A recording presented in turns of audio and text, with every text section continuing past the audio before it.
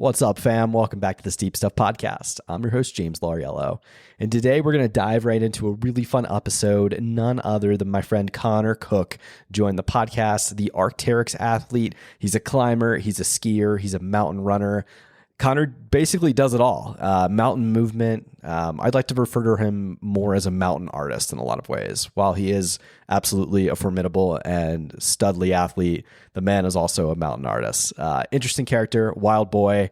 This is a really fun episode. We talked about a lot of stuff. We talked about where he came from, so humble beginnings, dealing with injury, lots of different record attempts, lots of different opportunities and things he's gone after in the past years, such as like the Colorado 14ers, skiing the Grand, all kinds of mountain movement and mountain adventure. It was definitely one of my longest and for sure one of my favorite podcasts. Connor is an extremely inspiring guy, and I'm just so excited to see where his career takes him. It's just an interesting one. So, guys, I hope you enjoyed this one. Without further ado, none other than Mr. Connor Koch.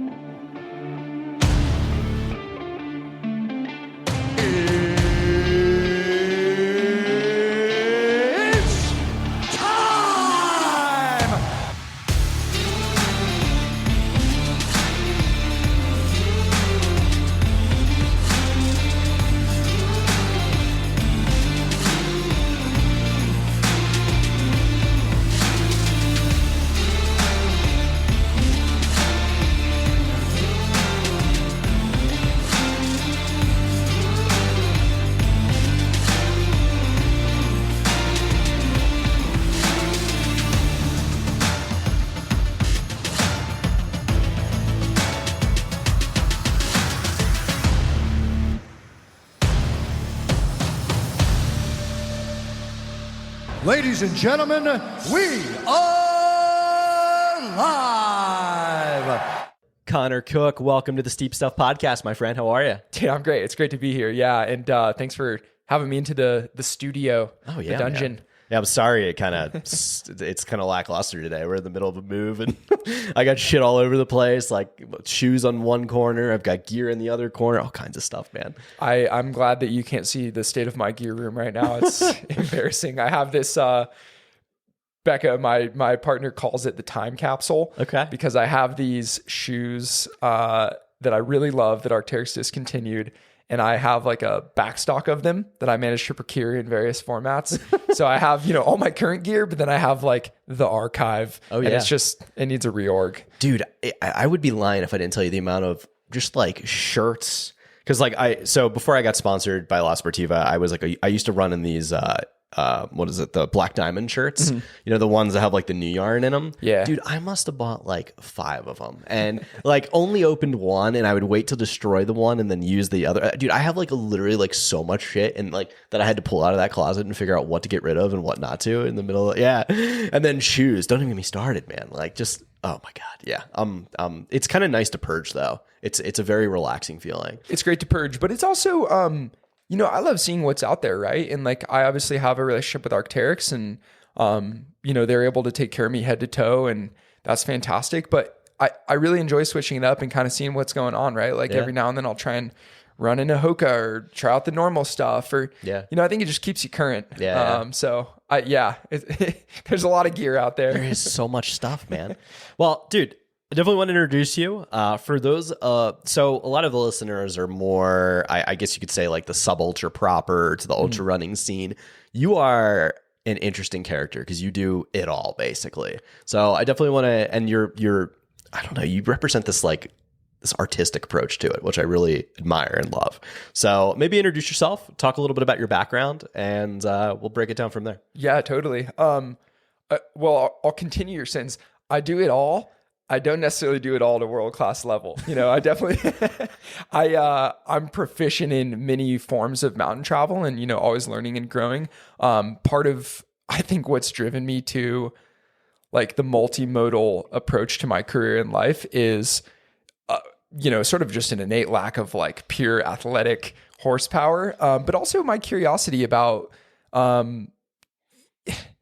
to move through the mountains in the most efficient and engaging ways as the seasons change and as my own motivations change. And opening up these different doorways that allow me to experience the mountains in new ways. So, I'm definitely like a proponent of the right tool for the job. If you could see my ski quiver, you would definitely see that I subscribe to that. Okay. But, at the end of the day, like I like to keep it simple and move through the mountains, quickly, efficiently, and, in a way that I feel proud of. And where did you grow up? Yeah. Are you from the West? Yeah, I am from too far west. Yeah, I grew up in California. Okay. Kind of on the outskirts of San Diego. Yeah, so out east in the desert outside of San Diego, tiny little spot, same house my mom grew up in. Wow.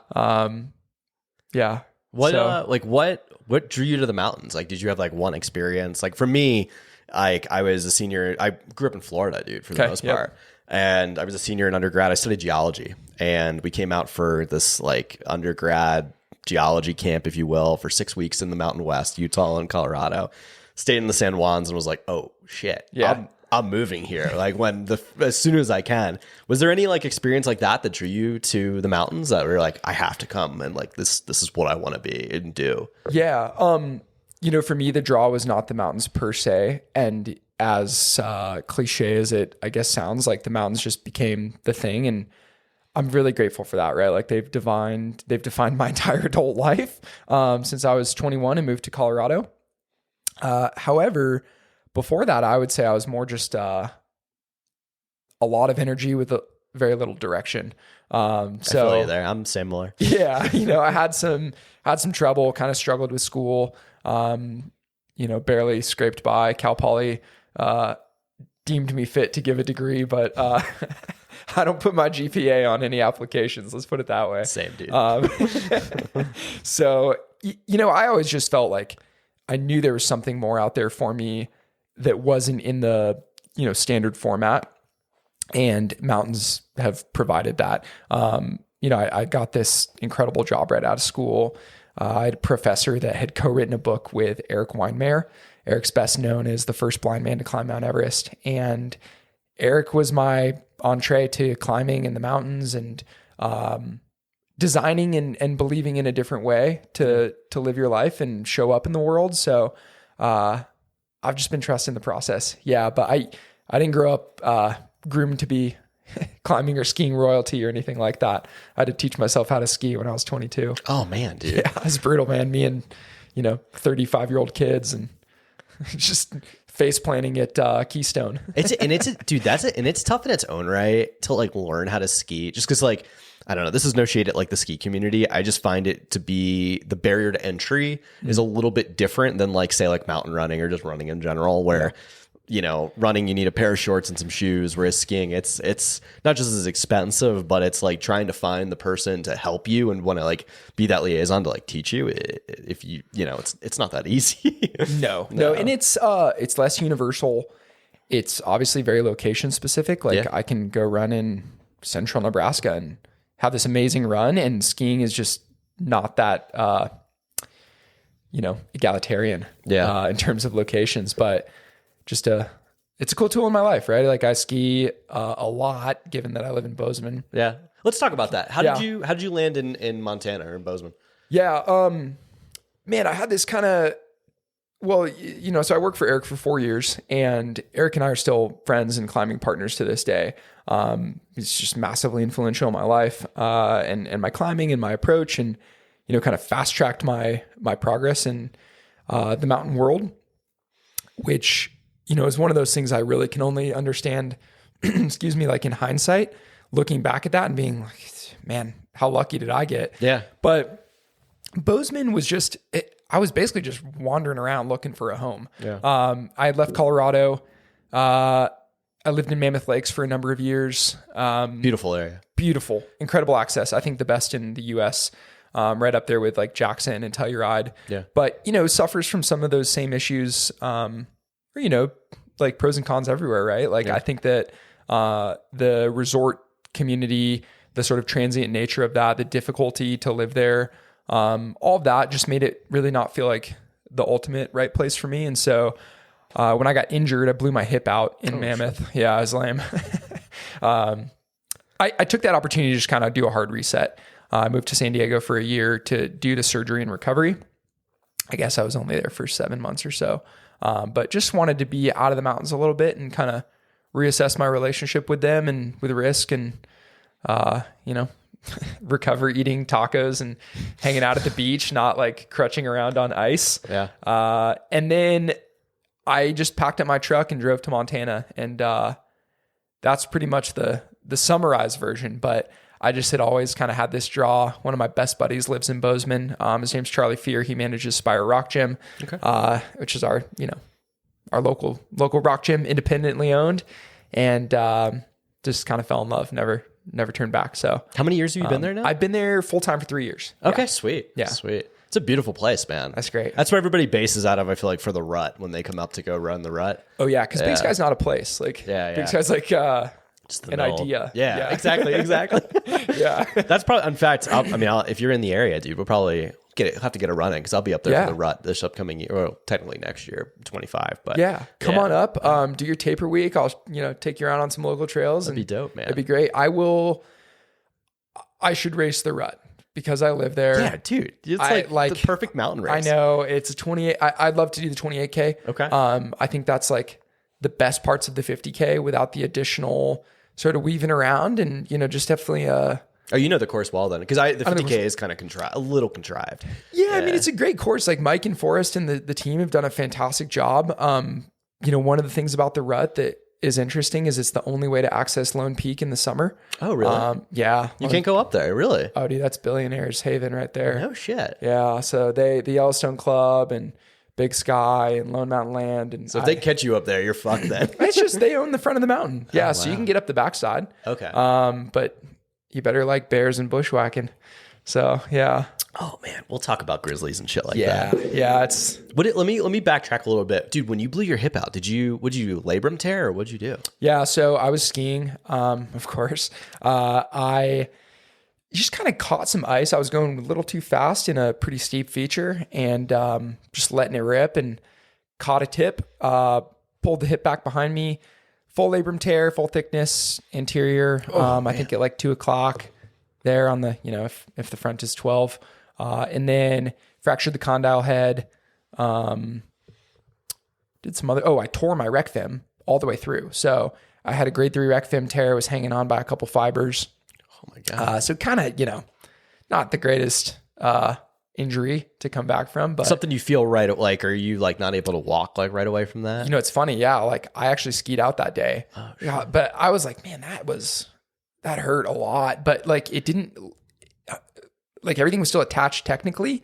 So I was just like, I strained it and skied out of there. And then things just kind of went downhill. So, I had to get the surgery and do the full kind of rebuild. Yeah. Damn, dude. Sew it up. And, the tissue, the thing with the hip surgery that's funny, and this is like, I don't know, there's probably a lesson in here somewhere, but like the injury or the repair rather is less injurious than the process to get to the repair, right? So like if they were able to just magically go in there and sew up the labrum, you're back in action pretty quick. Okay. But they have to cut through an incredible amount of muscle and tissue and fascia and, really lay you open. And that's the thing it takes a lot of time to recover from is like all that trauma to get into that capsule. Especially as like an athlete, your muscle groups are so much bigger than like a general normie, if you will. So yeah, there's a lot to that. Yeah, maybe. And like, probably less like general stuff to cut through, right? Like pretty cut and dry, like just muscle fiber and some bone. Yeah. But the, and this is actually a great takeaway for me from this surgery. I had this great surgeon. It's part of the reason I went to San Diego. Dr. Joseph Reboletto, he, Italian. Yeah, he's the man, dude. The Italian stallion. That's right. He and I did my pre-op, right? And I had called and said, you got to get me on the calendar. You got it. Here's the deal. Like explain the whole thing.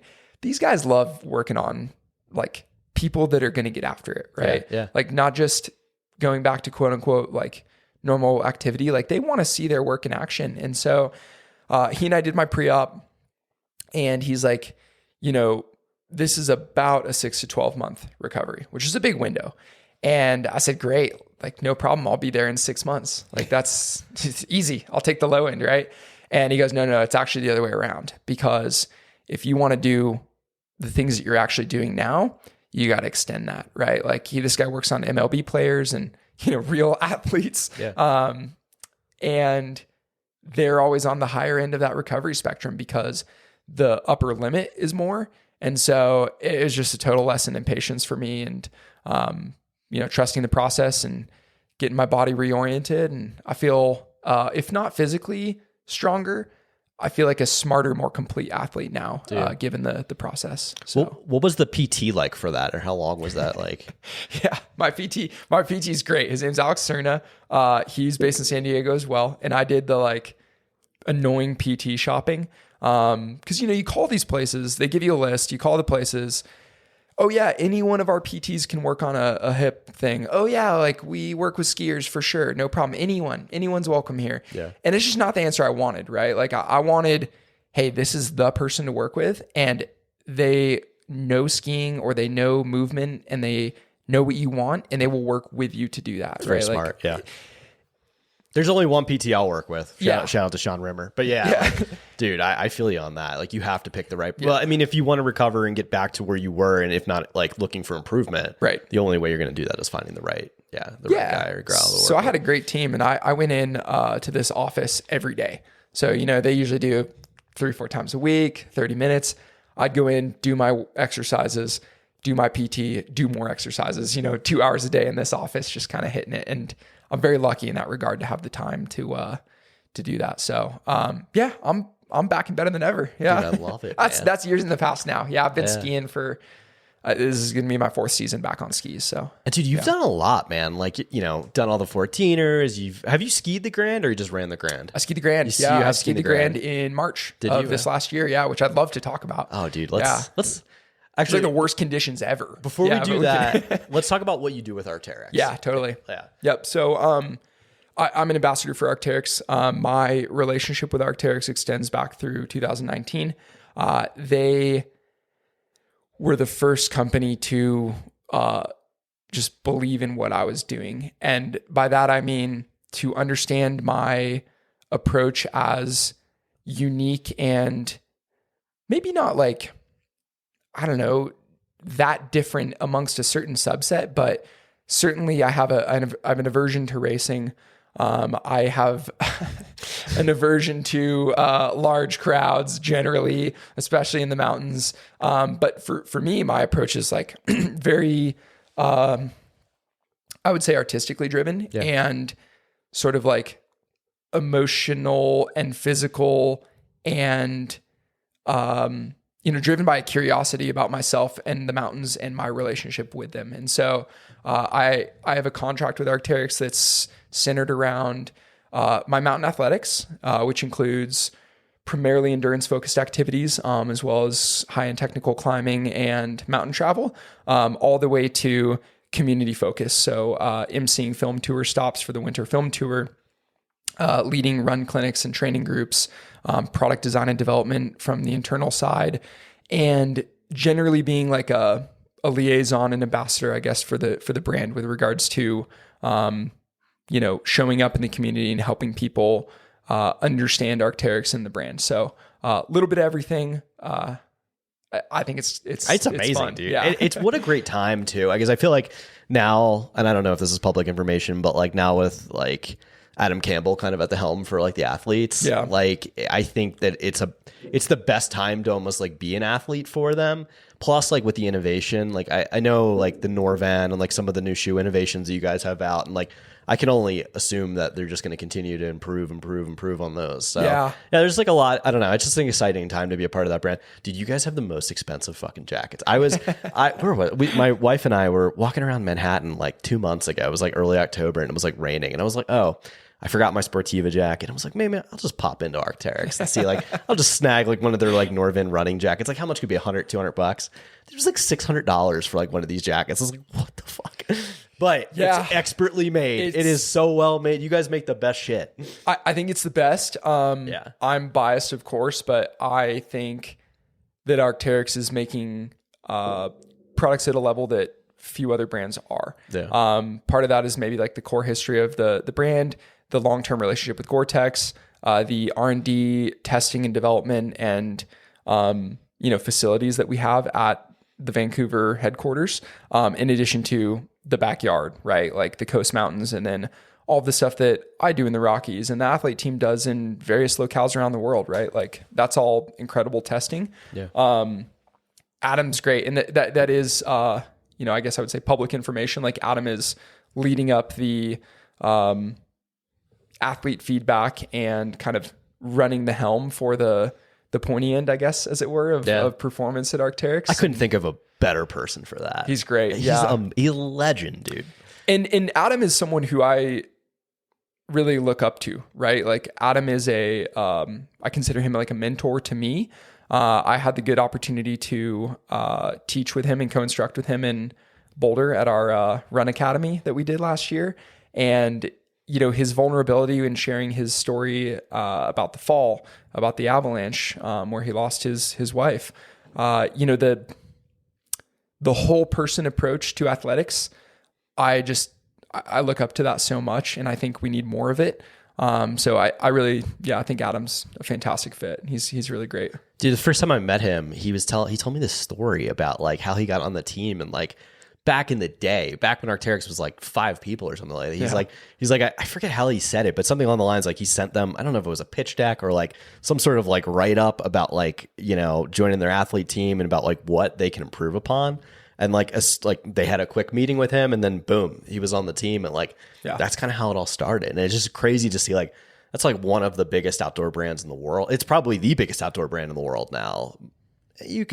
Salomon, I don't know. I guess Amer still owns all of them, right? Or something like that. Amer owns a number of companies, including Salomon and Arc'teryx. Yeah. A couple, sort of non-endemic to the outdoors, like Wilson basketballs and some other companies. Really? Yeah. But Arc'teryx is the big driver in the portfolio at this point. Yeah. Arc'teryx has had pretty meteoric growth, and man, it's a good brand to be part of. I'm very fortunate. Yeah. Yeah. What are you doing tonight? What are you doing tonight for them? What am I doing tonight?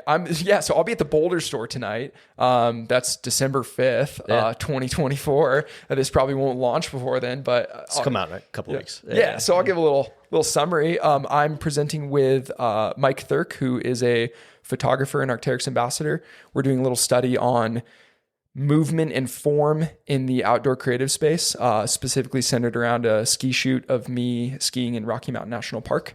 And then there's another presentation with Greg Hill, who's the, first guy to do 1 million vert in a year kind of thing. Oh, wow. One thing I really appreciate about Greg is amazing because all these guys and gals that are doing the vert challenges, right? There's someone who just skied, I think, 3 million this year. Holy shit, and so he's going to hit 1 million meters. He's right there. I think he's got, 970,000 meters of vert this year, which is just sensational. Like unbelievable amount of vert. 100% of it. And I could be off. There could be some backcountry, but the vast, vast majority of it is done at a ski area. Wow. And so, from a physical standpoint, very impressive. From a mental standpoint, very impressive, right? Like the just drive to keep doing laps and doing it every day, doing 10K days every single day. What a monster. Doesn't matter where you're doing it. That's hard, right? But like for me, I'm personally just 0% inspired by that. Like the movement at a ski area is for me a means to an end. Yeah. If I have to train and, enhances my ability to move and be in the mountains, but it's like running on a treadmill. So, incredibly physically impressive. I think probably the opposite end of the spectrum of like what I care about in the mountains. That's true. But it's, I don't even know where we started with that other than, Greg Hill. So Greg Hill is amazing because he was the guy who did, the first guy to do 1 million vert and, in a year. And he did it, I think, all in the mountains on like what a big, monster. serious lines like Combatant Couloir and, all these monstrous coast range lines and glaciated terrain and all that. And so I think like when you look at those, it's very hard to compare 3 million in a ski area and 1 million in the wild mountains, right? Like how do you even compare those? Dude, hold that thought. I have to pee so bad. Yeah. We're back, ladies and gentlemen. Sorry about that, dude. Yeah, no worries. I guess I was wrapping up by saying, Greg's just really notable athlete and been with Arc'teryx for a long time. So I'm excited to co-present with him. That's dope, dude. Yeah. What a cool thing. Like, I don't know. The opportunities, I don't know, just to be public facing and do a lot of that stuff it's a fun aspect. Like, I don't know. I feel like it balances the job a little bit because like if you're all weighted on performance or if you're weighted on a project or this, that, and the other, I don't know. I think it makes it a little more fun to kind of balance it out and get to interact with the public. Well, and I've made those mistakes in the past, right? With like centering my own self-worth or my focus completely on outcome related or performance related things. And, for some people, I think that works. It just doesn't for me. And the ability to take these things that I get to do in the mountains that are inherently very selfish and, package them up and sort of release them into the world in a fashion that maybe gets more people out into the mountains it's a cool opportunity for me, right? Yeah. Like, I think the artistic approach, that's what I would suggest, like, I don't know, say as more of the artistic. Cause like, I don't know what I do. I'm very performance based because I love to race. I love that competition. I love to destroy myself and see how I don't know. I'm just a weirdo like that. But like, there's also that side of me that up until I'd say the last month or two was very into more the FKT scene and like more like creating aesthetic routes and doing things like that. We could talk. Well, I'll talk more once we get to the Grand Teton about why I have certain views around certain things with FKT. I do too. But that said, I plus like, dude, I don't know. The other thing too that really, it's like, who is anyone like? This is no attack against FKT, but it's like, who is anyone to say like, well, whether this route, if this route inspires me, that's why I'm out there fucking doing it because I'm excited to go do it. Right. Or this link up or whatever it could be, sorry, I'm going to get off my soapbox there. I'm going to take a left turn on this one. Yeah. What does your training look like? You're obviously a fit dude. You do a lot of different sports, like different modalities. Like, are you a big gym guy? Like what are you doing?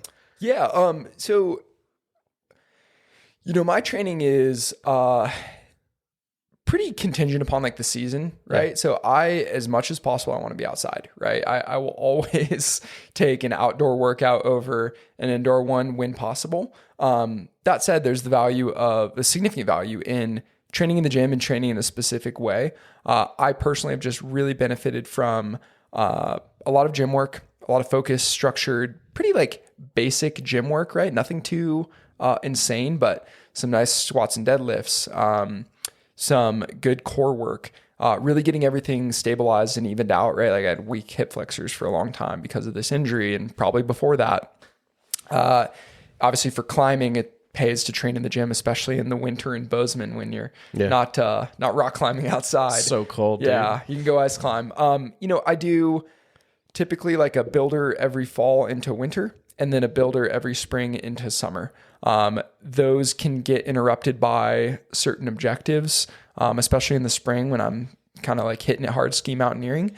But that's when I'm tailoring and ramping into my alpine running season. And then in the fall, I'm doing a little bit more low and slow, heavier gym work, tapering into my ski season and being able to move uphill for a long time in tough conditions. Yeah. So, I've got a coach.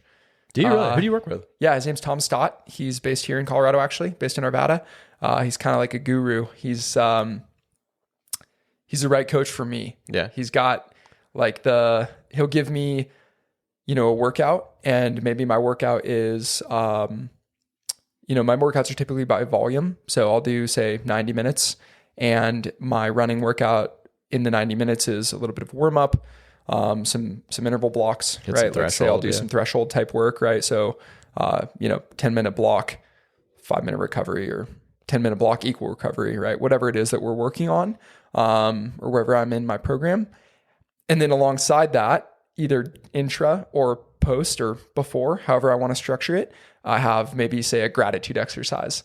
And I think the parallel of that really helps me tie my joys of life into my training versus being in the mindset of, I have to train, like this sucks. Yeah. And there are of course days like that when it's cold or I'm tired or life adds up, but for me, that approach has really helped kind of infuse some life into my training. I like that, dude. Do you like for your, I don't know, if you're higher zone like interval stuff, are you a big heart rate guy? Do you pay attention close to that, or like what are you doing for that? Yeah.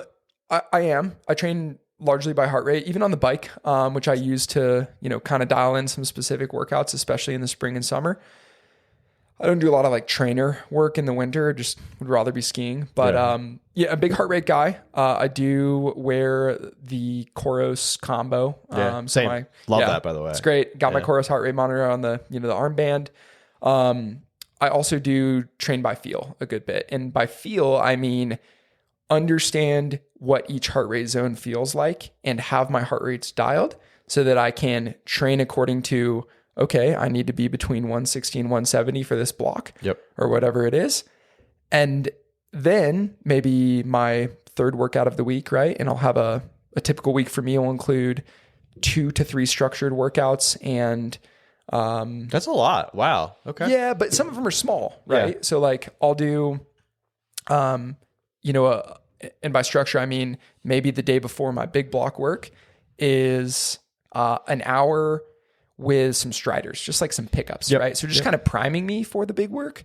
And I found that actually works well for my schedule where I go, open day, block, primer day, block work, maybe like a strength day, and then into my quote unquote weekend where I do the bigger stuff, right? With a partner. Or zone 1, zone 2. Yeah, exactly. 3, and going 8 to 12 hours. And, that's how you get to a 25 to 30 hour week. Doing those 2 massive days or, spreading them out over the week. But, and that leads to massive fitness gains, man. It leads to a big pyramid of fitness. Yeah. And, it's hard to assess the impact that long-term base building has, but man, it really goes a long way and pays dividends down the line. So, when I train by feel, it's like relative pace effort, right? So maybe I'm still in that 160 to 170 range, but it's more about the like feel of the output. And I'm actually deliberately not looking at my heart rate so that I can kind of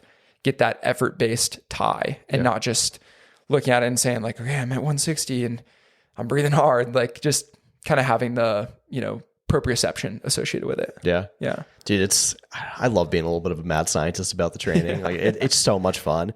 This year was the first year I like really dialed in the heart rate, like, or the heart rate zones, if you will, and started doing like a lot of like really, like before then I had like worked with coaches and did all that, but like I wanted to be way more hands-on. And dude, it's like just in like not a very long amount of time, like it's worked wonders with my like fitness altogether. Like I've seen like little tweaks and stuff like that. Plus, man, like strides go such a long way. People don't understand. Yeah. Strides and like, I do.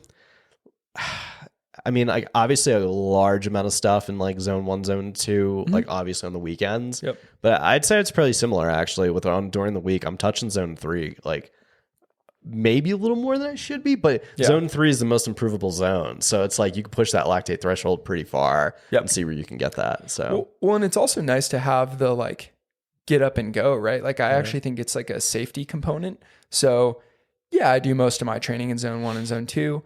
Most of my outings are also in zone 1 and zone 2. Yeah. Maybe if I'm racing, like I raced Telluride this year and I'm hitting zone 3, zone 4, probably zone 5 and some of that, right? If I really dug into my data, I was redlining up we'll talk about that. We'll get into TMR. Yeah. But like, in the mountains, I could be moving slow on a 10-hour day. I could be moving slow for 9 hours and 45 minutes. Yeah. But there might be 15 minutes where I need to like punch it. And that could be conditions related. It could be safety related. It could be, getting up and getting out of the wind, like whatever it is, you want to be able to kind of tap that gear. So even just a little bit of that high end work, I think helps you kind of even out your offerings. No, you're so right, man. And the science is looking like even more, like you look at people like David Roche is probably the best example. Incredible. Like 100 mile. I mean, like now he's kind of transitioned to this 100-mile specialist kind of thing. But like the dude does a ton of speed, like a ton of speed. constantly a threshold. And it's like, I think the old school notion is like, oh, I got to run slow to build this big base. But it's like, no, you have to be very deliberate about when you're using that zone 1, zone 2. Yeah. And you should be doing a lot, like I wouldn't say a lot, but you should be doing a considerable amount of work in that zone 3, even in some of that zone 4. Yeah. It's interesting. Well, and I think, it doesn't even matter what I think, because as the examples are out there, you can be a world-class long distance, ultra distance, 100-mile runner or more at 60-mile to 70-mile weeks. Oh, yeah. Right? Like you do not have to run 100 to 120-mile weeks and destroy your shoes and your tendons and your relationships and all that. Right. You can hop on the bike for 20 hours Right. or what, there's like a lot of opportunities for cross training to where like people don't really understand, like, you don't have to do that to destroy your body. Right. Yeah. Dude, let's talk TMR. Cause I was excited that, I was training with Brad a lot before his 20-mile effort at the 2024 mile race. Yeah, that's right. Getting him ready for that. And, I know you came out to the 13, just I think I'll probably do that next year. It's a cool course. Well, dude, the trophies are dope. Yeah. I want one of those on the mantle, dude. Actually, with the big nail. I wish I had one. I got 4th. I know. It's all right. Well, Brutal. Let's take a shot of the woodshed next year. It'd be kind of fun. Yeah, I do plan. I think I'm pretty sure I'm going to put it on the schedule for next year. But dude, what was your experience like? Because that was a local ARC event that they put on, and I think it really just like shined this year with the backing of Arc'teryx, as well as like the athletes that came out for it. Yeah, totally. Well, so this is like, I would call it like my annual race. Last year was Pikes Peak Marathon, and this year was TMR. Rut Mountain Run is pretty grassroots. I think, gosh, it's got to be over a decade old, and it's been going for a bit. It's not a brand new event, but they keep it, I think, intentionally small. And also Telluride sort of crafts that by just the nature of being so remote, right? It's hard to get to. It's high. It's, I would say, pretty intimidating terrain. Yeah. Very technical, and probably the closest thing we have to like a Euro type sky race, right up there with like Broken Arrow and that kind of thing.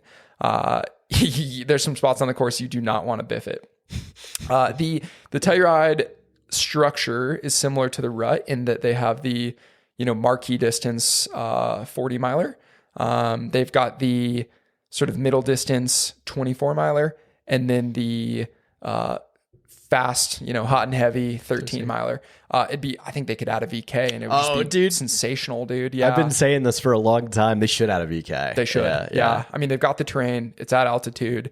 It'd be brutal. They've got the ski area, roads like the San Sofia gondola type roads, which are included on a bit of the course. So the 13 mile is like close to a VK, and then just some cool single track downhill. Yeah. I think it's more than that. It's like 40 something or 4,000 something feet, right? It is more, but I think, based on like the ratio, right, of like distance to vert, like I don't know if it actually technically qualifies, but yeah, it's 13. I think the course actually ended up being 13.8 or 14 miles and 54 or 5,500 feet of vert. Damn, that's a good amount, dude. Pretty burly. And I think all the vert comes in the first 5 miles. Yeah. So you're punching it, and then you have a little bit of climbing, maybe another 1,000 feet over the remainder of the course with like some kind of ups and downs. But you're doing some beastie I've climbing. ran it backwards. I ran it from the way you guys come down on like that road or whatever. Out Bear. Yeah. So I've ran it up. There's this little race in July that they put on. It's like the Bear Creek 10 mile or something like that. So it's a little bit less in distance, but it's like 4,800 feet of vert. Yeah, I was like, wow, this is a great, like, because you're able to get onto like the ski area, if you will. Yeah. It's dope. It's a great race. So the going in reverse, I like way much, like just a lot better, just because it's more climbing. Yeah, well, and Telluride, the TMR organizers do this great job, because a lot of times you have the marquee distance and then a bunch of like afterthought courses that are just, chopped versions of the long course. Yeah. And each of these courses has a component that is unique to that distance.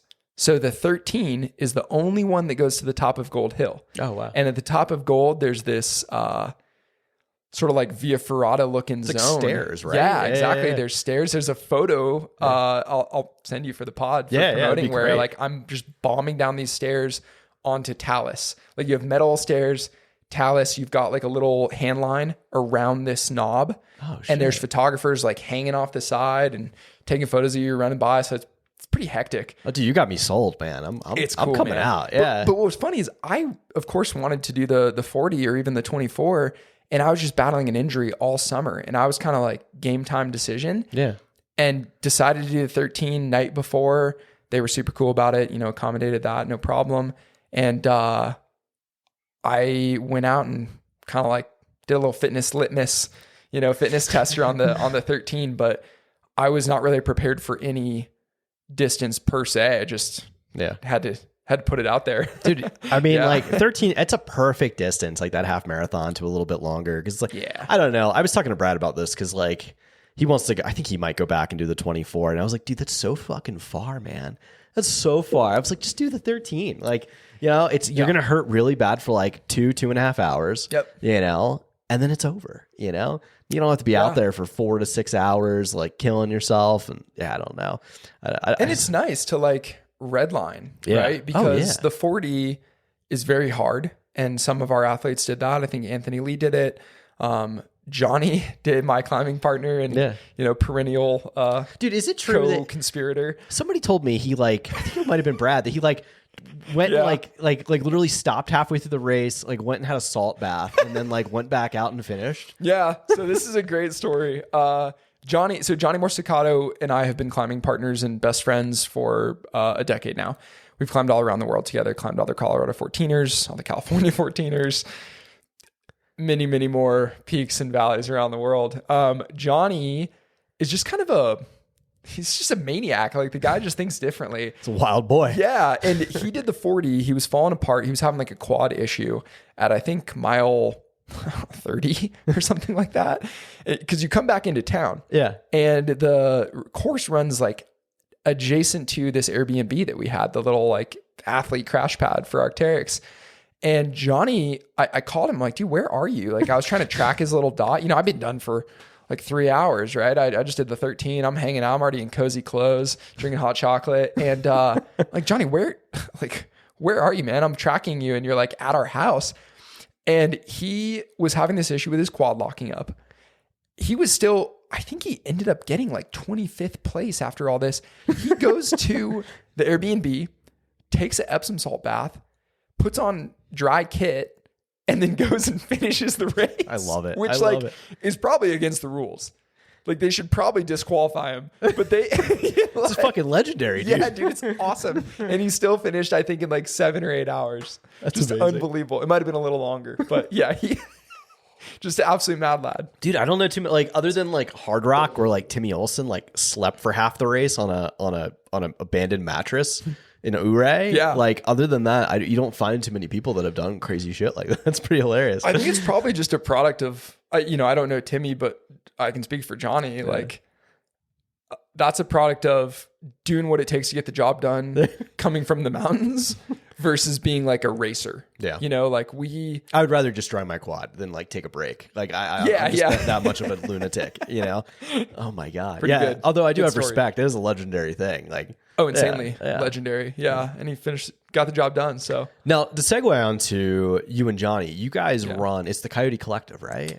That's in the past. Oh, it's in the past. Okay. Sorry. But happy to talk about it. Yeah. We, Johnny and I ran co-owned and ran a outdoor media agency for a number of years and, had a couple other partners in that. It was kind of a, democratic board of directors that ran this thing. And it's basically just 4 friends. And, we did outdoor commercials and storytelling and content. And, we decided to shutter Coyote, or at least put it on ice for a number of reasons, but primarily just running a business is not always compatible with being passionate about what you're doing. Yeah. And of course, there's times where that was the case, but we just kind of reached a point with outdoor media where we needed to take a break and step away. I think the direction the industry is going with like short form content, especially TikTok, with appealing to, for lack of a better term, like the lowest common denominator. I personally just don't think it's the right way forward. Yeah. And, you know, when I'll leave this magazine unnamed, but there is a publication that I interviewed for an editor-in-chief position for, and they're in the climbing world. And their whole thing is appealing to gym climbers and, you know, the ad revenue and little how-to guides and, you know, basically everything that is just the opposite, the antithesis of what I focus on, which is the universal human experience in a place that's aspirational. The art. Yeah. If you will. Well, and you know, I think that a lot of what I do in the mountains, you know, my Alaska expedition and the 14ers and all these things, most of it is very aspirational. And maybe a lot of people see that and either aren't interested in doing it, don't have the lifestyle structure created to be able to do it, or it's just out of reach for them, at least for now, from a skill set perspective or risk perspective or whatever it is, right? Like everyone's in a different place on their journey, and some people just don't even want those things. But to the contrary, it's inspiring. Exactly. And so I think there's aspirational, but hopefully inspirational, right? And I just think the low effort content is neither. And so it's just not really a direction that I was feeling in, you know, that that stoked on. So yeah, we took a step back from Coyote, and it's been really nice. I mean, I've been full time with Arc'teryx for 2 years now. So love to hear it. Yeah, man. Sorry about that. I should have probably asked Brad probing that question before, but no, you just got. I had seen a lot of like really cool stuff that you guys did. Like you guys did just a sick shoot with I think it was like Koros with Hannah Allgood back in the day. Yeah, Hannah's local. And Anton Kripicka, you guys had done something for him, and like I don't know, just some like really amazing work. So yeah, I was just really inspired by it. Yeah, thank you. I guess, you know, and I'll take this opportunity just for a shout out, and I know the listeners of the Steep Stuff will know this name. Anton Kripicka, Tony is like my hero in the outdoor space, right? And like I'll send this to him, and so he'll see it and probably be like embarrassed. He doesn't he's not big on like the attention or the pandering, but there's no one that's guided my mountain career, even like without knowing it, more so than Tony. And I'm lucky to call him a, you know, acquaintance, sort of loose friend at this point. But man, that guy's been. I've never met him actually. He's a teammate of mine for Las Vegas. He and I never crossed paths. He is like there's some talk. Like I really want to have him on the pod. It's going to hopefully be something that happens closer to probably middle or summer of next year is the plan. But like, yeah, he's someone, if you want to talk about like top 5 bucket list people, besides like Joseph Gray, Matt Carpenter, and some other legends, like the thing I love so much about Anton, dude, is like, he doesn't pander to anybody. No. He doesn't give a fuck. Like he really just does his own thing. I love that. And like, he's not afraid to reinvent himself. Right. Like I think it'd be easy, and like Eric Weinmeier and Anton and a lot of the people I look up to in the space have this same philosophy of, if you're remaining the same, you're not growing, right? Like Eric could have done Everest and ridden that gravy train for maybe a decade, and then cool, no one cares anymore, right? Yeah. But he climbed the 7 summits, he kayaked the Grand Canyon, he started a nonprofit, books, movies, whatever. Tony is, you know, he could have been a runner, right? He could have been 41 now, something like that. He's in his 40s, yeah. I think he's just 40. That's so 41. Weird to think that he's like 40, 41, yeah. But, you know, he won Leadville, and then he won it again. And like, he was one of the early prominent, like, archetype ultra runners, right? The long hair, no shirt. Oh, yeah. Invisible shorts, doing the barefoot thing for a bit. And, you know, rather than riding that until his body either gave out on him, which it started to in certain ways, or, you know, just riding that until he was no longer competitive at that level, he just continues to reinvent himself. He's huge on the bike. He skis. He climbs at a high level. Oh, yeah. And he's combining all of that. He's biking to climb and run. He's doing these human-powered FKTs. He's bike touring around the U.S. and climbing peaks that rarely get summits. So just, man, reinvention is cool, right? Yeah. Like, and the thing about it too is like, dude, he's not doing like anything particularly like fancy. Like, dude, he's just like having fun in his backyard. Yeah. And people really resonate with it. Like that's they follow that, you know? It's interesting because I always love movers and shakers, people that like for instance, like people are borrowing ideas from Anton. Anton doesn't borrow ideas from anybody. No. And I love people like that, you know? I think and I don't want to speak for him, but I think if he does borrow ideas from people, it's not necessarily in the outdoor space so much. It's It's inspiration from music, writing, philosophy, other areas of his life that are, you know, what make him a whole and interesting person, just like you and I are more than runners, climbers, skiers, whatever, right? Everyone has these other categories of their lives. I think Tony's just really great at blending and infusing them and, you know, having that as the sharp end of the pursuit. So his own twist on it. Yeah, dude, what an interesting human. I guess that's the thing. Like you meet people, I've met a lot of people in the space, as you have too. And you meet some people and you're like, bummer, you know? And it's like, but like dude, like when you hang out with like the Joe Grays of the world or like the Antons of the world, you're like, oh, this is the reason these people are at the very tip of the spear. Cause they don't give a fuck. Like they're doing their thing and they just, you know, that's their craft and they like to hone it. And it's just interesting. And those are two very different people in a lot of ways, like dichotomy wise. Like Joe is, you know, the greatest to ever do it from a sub ultra mountain running perspective. And Anton's just, he does it all in a lot of ways. He's your ultra runner. He does sub ultra stuff, but he's also a climber. Like, I don't know. He just mixes a lot of things into it. Multimodal mountain traveler. Right. Yeah. He's like his own category of everything, you know? I don't know. I just find that very interesting to me, especially like as the sport continues to consolidate. You meet a lot of people that like want to just be like I think the thing that drives me the most crazy is you see a lot of pandering, like people that want to be like other people. Right. And it's like, no, that's not how you get there. You have to be yourself, like truly and thoroughly. And I just like that's something that like it bothers me to my core. You know, I'm sure you come across a lot of people like that, you know?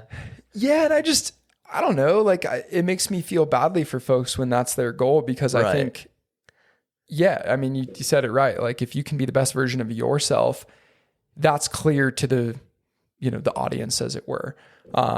So, you know, I like to just try and really be honest with myself about what I am, but also what I'm not. Yeah. Right. And I think that, that's a journey. Let's talk pursuits. I want to get to, I do want to talk about skiing the Grand. Yeah. Because that's a hot topic, dude. Where there's a lot. We could do a whole nother. The Grand is a hot 2 hours generally. On that. Yeah. What was that experience like? Like the first time I laid eyes on the Grand was this year, and I was like, whoa, that is a peak. Like that's the most aesthetic peak, I would argue, in the lower 48 outside of Europe, other than, you know, what you see in Alaska. But yeah, and it's probably, I mean, it's probably the most famous mountain in the United States. Maybe the Maroon Bells are kind of right up there, and Mount Whitney maybe or something. Rainier, I guess, is probably up there. But I would say the Grand Teton is like the notable peak in the lower 48. It's got a lot of history. You know, the ski mountaineering history of the Grand Teton is a novel and a you know, timeline in and of itself. And then the Greater Tetons, of course, offer some of the best ski mountaineering, climbing, scrambling, ice climbing, and running opportunities in the US. And, you know, all of that is in a incredible, intact, wild, rugged ecosystem that is further protected by the national park boundaries. So yeah, it gets a little crazy. The roads can be insane. 4th of July in the Tetons is like bananas. Not the time to be in Jackson, but the ecosystem itself is relatively intact. And so you kind of have just like all the boxes checked. And the Grand is what a mountain, right? Like there's no non-technical route to the summit in any season. And in the winter that just ramps up. So climbing the Grand, and I do mean climbing, involves, even in the best of dry summer conditions, the use of hands and feet. And for most people, the use of ropes and harnesses and protection devices for technical climbing. So just really like the whole package of mountaineering and mountain travel. And, you know, what I love about the Grand and about the Tetons generally, and a lot of the ranges that I spend time in Southwest Montana are, you know, the requirement, not necessarily even just the suggestion, but the requirement of the whole package to move safely and efficiently. So it's funny because I think the Grand Teton and skiing the Grand Teton and the skills required to get up it, to ski it, for some people are like the pinnacle. And I think for others, and maybe for those very same people just down the line, would be like the start of a new chapter, right? So I see the Grand in my life as like a, demarcation between all that I've done in skiing up to this point and what I hope to do. And of course there's, I've skied steeper stuff. I've climbed harder stuff. I've, done various things in the mountains, but it really takes that whole package for the Grand specifically in one aesthetic big day. So man, just what a cool peak. I'm very grateful. I've stood on it and, in every season basically at this point. And, it was the first big peak I did after my hip surgery. Oh, really? About a year out. Yeah, it was super cool. I've never been on top. Man. It's on my list. Maybe next year. It depends on what the racing season looks like if I get out there. But dude, what an aesthetic line! Well, you could do the Targhee. Yeah, the Cirque Series race. The Cirque Series. I was out there. Just go over and do it. Yeah. I was out there last year to hang out with, and I raced it. I had a great race. It was fucking awesome. But like, also hung out with Mike Sinceri or Michelino Sinceri, who is arguably I'm gonna say publicly, definitely the Grand Teton. Like, he's the FKT holder on the Grand Teton for sure. He's the king of the Grand. That's right. Yeah. Depending on what, I don't really care what other people say or think about it, but he's the man. But like, dude, just the amount that goes into that peak is so like you have to like learn so much. Yeah. Like, I don't have the skills. Like, yeah, I'm a good runner, I'm a good climber, but like, I don't have the skill set for that yet. I have to like work on that to like get up there. I don't want to sandbag you, but like, if you will, I think you'd figure it out. Yeah. And like, you go with someone who knows the route and you'd have a fine time. Yeah. Just the thing with the Grand, and like, I've talked a lot about this within and to people outside of this space. Like, the casualization of a lot of these things is dangerous potentially. Oh, yeah. Right? Like, you see it on the Flatirons, but the Grand is another great example where like, yeah, it's probably within a lot of people's grasp to run up there and scramble it and do it without the ropes and get back down. And, I think reasonably do that in a day. And for some people, obviously a lot less, right? Like 5, 4, 3 hours, whatever. But that doesn't mean it's the right thing for people to do. Right. Because when something goes wrong, like, there's no way off that mountain without a rope if it's iced up. Oh yeah. If you fall, you're dead. You fall, you're dead. And there's traffic, there's guided groups to contend with. And there's a lot more than just like the steps to take to climb the Grand Teton. Yeah. Like it's a whole ecosystem. So it's interesting. Yeah. I learned that like I'm a very public defender of Michelino Sinceri. He's a buddy of mine. Yeah. And just learning, I don't know, just like the ins and outs of like all the like public shit around going for a record like that and like what that it's kind of crazy, dude. Like, it's not just like, or even just climbing it, like all the facets you have to contend with. Almost seems like it's not even worth it in some capacity, Well, take maybe Gannett's not the best example because it's so much longer, but let's go with, just for purposes of this discussion, we'll use Cloud Peak. Yeah. Cloud Peak is also in Wyoming. It's 13,000 and change. It's pretty high. It's the high point of the Bighorns. It's not so far from the Grand Teton, right? Like, you've got the Tetons, you got the Winds, you got the Bighorns. The Cloud Peak FKT has not reached the level that the Grand Teton FKT has, right? Like, Killian Jornet hasn't come and tried to smash it. It's at a high level. The guy who has it, his name's Aaron Robson, lives in Wyoming, super fit. I think he was like a Canadian national team, like Skimo guy. Yeah. So he's got the engine. I could go up there and do Cloud Peak, and I did it last year in an FKT attempt that ultimately failed. I just like blew up at mile 20 something. And I could go wherever I want, right? You can straight line across this talus. I could run next to the trail. I could cut any switchback, and there would never be a peep in the world. Right. And so to me, the reaction to Sinceri's Grand Teton FKT attempt, and we'll call it an attempt for now. I mean, he got the FKT, then he didn't, whatever. I don't want to get into that whole can of worms. Yeah.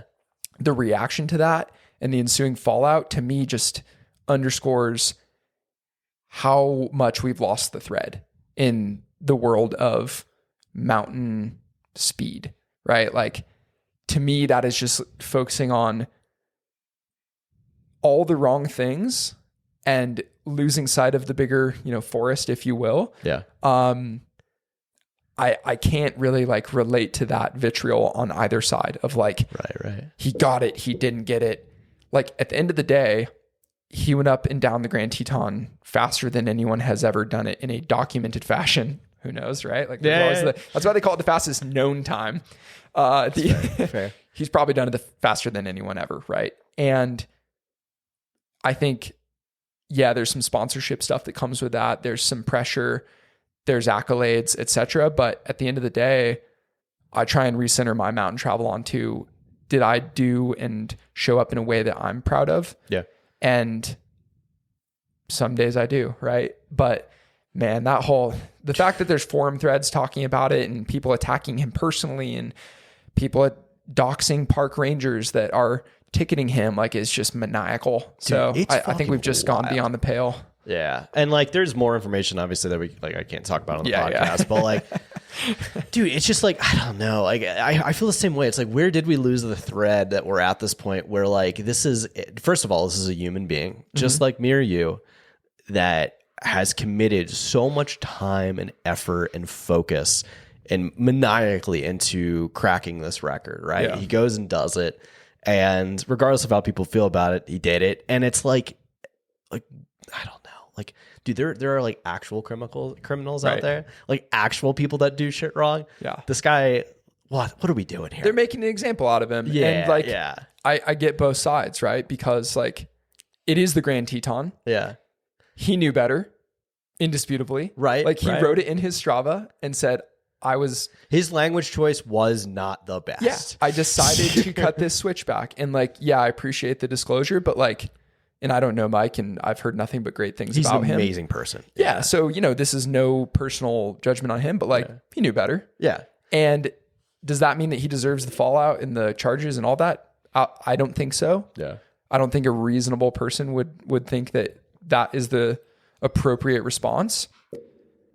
But it is the Grand Teton, right? Yeah. It's probably one of the most famous mountains in the world, and it let alone the US. And so when you're a sponsored athlete, you have to weigh that into your decision making. And man, I'm sure we could talk for a bit about like how the North Face feels about that and the internal fallout. And to me, that's all just a shame, because what a joy to be able to move that fast in the mountains, right? Like, I can relate to what I feel is probably his feeling of like, it was the perfect day. Oh yeah. Everything came together. It all clicked, right? Well, like, I've had those days. You've been on that mountain, and the technical, there's things that Mike will do that I'll like, listen, there's level, like, we all know there's levels to this game, right? And like, I'm good, but like, I will never be at that level, right? To be able to move. I mean, maybe with years and years of hard work, maybe. But like, the level he's at now and the level that some people are at, like, to be able to do that, I don't know. I just think it's such rarefied air. It just sucks that like, it does. It just sucks that like, someone that accomplishes something like that will never get the recognition they probably deserve. Right. It's like, but I mean, dude, the artist in me also is like, mountain running is dangerous again. Like, like there's a little bit of that. It's almost, and not that I'm equating 1-to-1, but like, I don't know if you remember where, like, when Dean Potter like climbed Delicate Arch and like caused a huge stink and got like Patagonia went after him. I think Cliff Bar dropped in. Yeah. Like, which is hilarious, dude. And Cliff like, Bar. But like, you gotta, like, the other thing too is like Dean's, I can't obviously speak for Dean, rest in peace, but like, I would imagine his thought process versus like what Sinceri's process was two very different things, Not that I'll speak for Sinceri, it's just that like, When you can only reflect on your own motivations, and sometimes even those change, right? And so like, I do think part of what I'm trying to get at here is like, I've done the Grand Teton in 5 hours, right? And respectable time, right? Like, there are people who think that's slow. There are people who think that's unbelievable, right? Like, there are people who do the Grand over 3 days and are just like, can't even fathom, right? And in the same way that I'm like, man, 3 hours on the Grand is holy shit, crazy. That is, I think the gap between 5 hours and 3 hours is probably similar to the gap between a day and 5 hours, right? Like it's all this like, sort of logarithmic just tightening. levels. Yeah. So, but I think like when you zoom out, those fractional relative differences shouldn't matter because you're performing at your own upper end. And what a privilege and opportunity, right? To stand on a mountain like that. You zoom out a little bit and like, people don't care. It could be 5 hours, it could be 8, it could be 7 days, right? Like when I was on, my buddy Charlie and I did this link up in the Beartooth this year. And on the exit, we pulled the plug after 5 12,000 foot peaks, all off trail, just kind of getting our butts kicked. We pulled the plug and we had elected to not bring a stove. We were going to do one of our rare overnights and like sleep for a couple hours, eat some like cold dehydrated food, and then do the thing the next day. And we're like, you know what, man, let's roll towards the trailhead. We'll still sleep out tonight, but let's go find people with a stove. Like, and they can heat this water for us and we can then have a hot meal, which would be like a massive morale boost. And we met these just the nicest guys, a group from Minnesota, and their like group leader was this guy who was just so fired up. We were playing it cool and he's like, yeah, like I came out and I did Gannett Peak a number of years ago. Like, it took me 8 days. Like I was like, dude, what? He did it in like knee deep snow, just slogging every day and summited Gannett Peak over an 8-day period. And he's like, yeah, like, I mean, what's the fastest someone could do Gannett? Maybe like 4 days, like 5 days. And Charlie and I were kind of like looking at each other, like, do we tell him? Does Anton still have that? No, who has the record on that? I think Aaron Robson has it. Robson again. now? Yeah. But like Charlie and I are on a very short list of people that have done Gannett car to car. And I don't know how many people are on that list. It's probably 20 or less is my guess. How many miles is it? It's anywhere from 36 to 40 something. It's out there, dude. Holy it's out shit, there. And it's all off trail. I mean, there's a good trail in, massive off trail push, technical glacier travel, so on and so forth, and then reverse. And you're just going up this remote drainage where there's more bears than people. Oh, really? Kind of thing. Yeah. It's no trail. You could do it on trail from a couple different access points, but that pushes it closer to, I think, like 52 miles. Oh my God. Yeah. Like in a lot more up and down versus up, down. You're going over some passes and basins and drainages kind of thing. So anyway, like that guy was floored, right? He's like, what do you mean you've done it in a day? Like we ended up like saying, it can be done in a day, like I think 8 days is probably harder than doing it in a day. 100%, dude. You got to bring all that shit with you. Yeah. But at the end of the day, we both stood on the summit of Gannett Peak, or all three of us, I guess, stood on the summit of Gannett Peak at one point and had this experience that's unique and special to us. And so that's my takeaway, you know, especially like I'm not at the pointiest end. I'm faster than most, and there are a good amount of people faster than I am. So it's just all about appreciating your own experience. Yeah.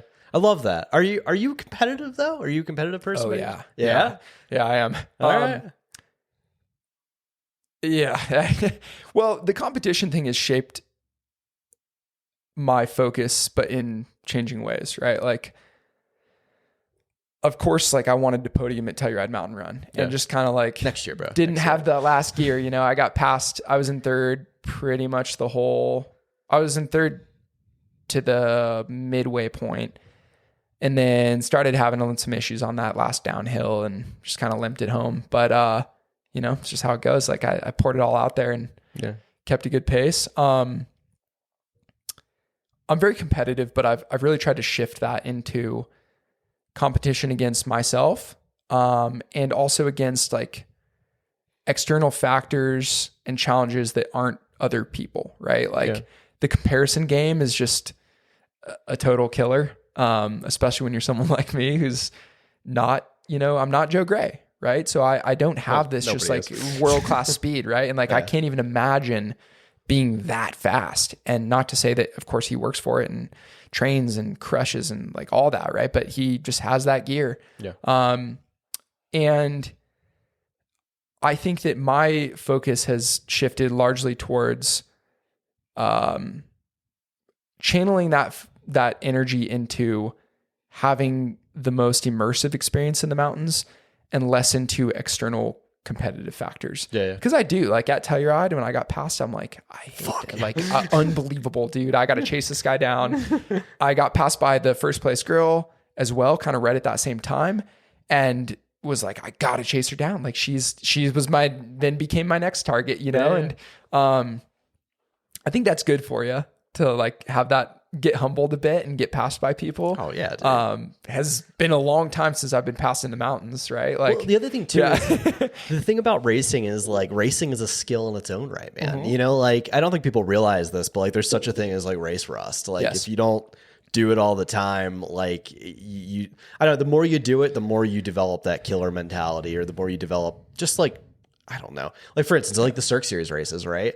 Like at first I was going out with the Kenyans. Not a good idea. Yeah, dude. Really, not a recipe for really bad idea. And then I'm like, oh no, I'm going to stand a few people back and like go out hard, but like go out within myself. Mm-hmm. And so that way, you know, once 10 or 15 people blow up in the first half mile to a mile, I'm just going to pass them because I didn't blow up. I didn't hit threshold yet, you know? And if they can maintain, like when I did Pikes Peak Marathon last year, I ran out with Joe Demore. Oh God. And the second place guy, I forget his name. I think he was from Mexico. Yes. Yeah. Jupiter. I think it was Jupiter. Yeah. That sounds right. He was really fast. And my whole thing on that was like, if they can hold that pace, good for them. Yeah. If they blow up, I maybe will catch them. They might blow up and I don't catch them. Right. But like, I cannot hold that. And I try just to like taste it. I ran out with Joe and I guess Jupiter. And, you know, they're putting in like a 5:30 mile right out of the gate. And I'm like, man, it's pretty fast. That's pretty close to my PR. Yeah. Like that's like, you know, and we're going uphill at altitude and I have 8,000 feet of climbing ahead of me. Like it's just not, I don't have that fitness. Right. And so, you know, it's a cool, humbling experience, but there's something about like, I don't know, throwing down though. I don't know. I think that's the part, like whether or not I lose this, I'm still going to give you all you got. Like I'm still going to go give it everything. Yeah. It's fun. Well, and I mean, I appreciate trying to channel that into mountains too, right? Like when I climbed the Grand Teton and skied it, and I do want to qualify, like we skied it in some of the worst conditions ever. Yeah. And so tell me about that. I had gone down, it's been on my list and I just like haven't made it happen in the spring. You know, climbing the Grand Teton in the winter. And I guess we technically did it in winter because we did it in March. So, you know, maybe it was like pretty close to the spring equinox kind of thing. But yeah, winter Grand Teton ski. It requires the whole package of like some route finding down low, some non-crevassed, but exposed glacier travel to get up onto, you know, onto the TP Glacier and up towards the start of the route. You then climb a series of technical couloirs that all sort of link into each other. And so I would really say like the Grand Teton via Ford Stettner, which is the route that is the 50 classic ski route, is much more of a climbing line with skis on your back than it is a pure ski line, right? Gotcha. Like you're skiing above fatal cliffs the whole time, but you also have to do a little down climbing, do some rappelling. I think we had 5 rappels or 4 rappels. Oh my God. Yeah. So like, dude, and maybe on some years you ski that, or if you're better than we are, like, I don't think anyone skied it in these conditions. But you know, when it fills in and it's like powdery, maybe you can get away with 3 rappels or no rappels and just doing a little down climbing and some tight skiing. But there's a lot of climbing. The climb to ski ratio is way off. So yeah, you go up there and you kind of climb till you want to rope up and pitch this thing out. A lot of cool technical ice. You know, the benefit to it being in bad ski condition was that it was in great climbing condition. Okay. So a lot of good ice, you know, vertical and off vertical ice, nothing overhanging or anything like that. Maybe a little bit of funky mixed climbing in the corner kind of thing. Like, you know, getting a crampon on rock and kind of pushing through, but for the most part, just straight up water ice 3, alpine ice 3. I think they might call it grade 4, but in the condition it was in for us, it was pretty chill, like just flowy ice. Yeah. And then, you know, you all of a sudden you just emerge on the upper east face of the Grand Teton, which is a rarefied place to be. Oh my God. So yeah, you're booting that final bit, and Sam and I, my partner, Sam Serrell, he's a photographer, videographer. He was shooting it for Arc'teryx and Moment Skis takes care of me. I've been skiing for them for 5 years now as well, 4 years, pretty much since I actually got my first pair of Moment skis in the mail and blew my hip out before I mounted them. Oh man. And they are they're awesome. They stuck with me for the first year of my sponsorship with Moment. I didn't make a turn. And they were like, it happens. We'll see you next year. Yeah. Yeah. So they've just been great, and they're made in the US and so on and so forth. Sam and I had gone down and, did the lightning strike from Bozeman, drive down, sleep in the parking lot, and go up. And we shared the summit together, totally alone, no one else up there, which is really cool. A line like that is difficult, but gets a lot of traffic. Yeah. And then, skied the worst turns ever. I think I just made like the requisite amount of turns to say I skied it, and then did some down climbing, did some down stepping, did some funky, dry ski tactics, and rappelled out of there. But, so it certainly wasn't my proudest ski, but it was one of my prouder days. Yeah. Because of the partnership, because of the way that we climbed, the experience and what the Grand Teton means to me as a seminal mountain in my life. Climbing it across these seasons and climbing on my 25th birthday in a really cool story. But yeah, just such a cool day. And, man, wow. On to more. Yeah. On to many more. Yeah. Do you ever bump into any grizzly bears up there in Montana? Well, not in the literal sense, thankfully. You see them out there, they're out there, and like the worst case scenario is surprising them. Yeah. Oh yeah. It's terrifying. They don't want anything to do with you for the most part. Like if you get a aggressive problem bear, it's probably akin to getting attacked by like a great white shark or wonderful being struck by lightning, right? Like the probability is low. It's just low prob. Yeah. And we spend a lot of time out there and that kind of thing. But my relationship with and appreciation towards grizzly bears is shifting. Like when I first moved to Montana, I was just terrified. Yeah, it's all I am. We're Colorado, we don't have it. Yeah. No, yeah. And it's nice to go out there and be the apex predator, I can go do a 14er with like, forget bear spray. Like I'll just leave my shirt. Like exactly. Yeah. Like, but in Montana, you want to, I don't know, kind of take a little bit more of a cushion. So usually we have a bear spray, and, I have not subscribed to the trail run with a gun yeah, right. newsletter, but there are people who do. Oh, there are. So I've had people message me. Yeah, I'm more likely to shoot myself in the foot on accident. Dude, I'd be terrified, or whatever. Like I'm not SEAL Team 6, so and like it just doesn't align with my like I'm leaving everything behind, but I'm going to take a 2-pound gun. Right. Like it just, what do you strap it to what are you Rambo? Like, what do you? Yeah. Like, and then you just got the chest rub, and it just, it's not me. So in bear spray is more effective, from a, proven case study standpoint. So yeah, that's true. It's true. But yeah, bears are part of the deal. It's cool to, I think from like a macro, it's cool to move through and exist in an ecosystem that is intact in that way. And that has, not all, of course, but like a lot of the original players and big animals, and just to be part of that versus, like the bears have come back, and people are really pushing, not all people, but there are a lot of people who are pushing to delist from the federal endangered species list, to delist the grizzly bear and to open a hunting season on grizzly bears. And that's all under the, guise of management and, controlling the population.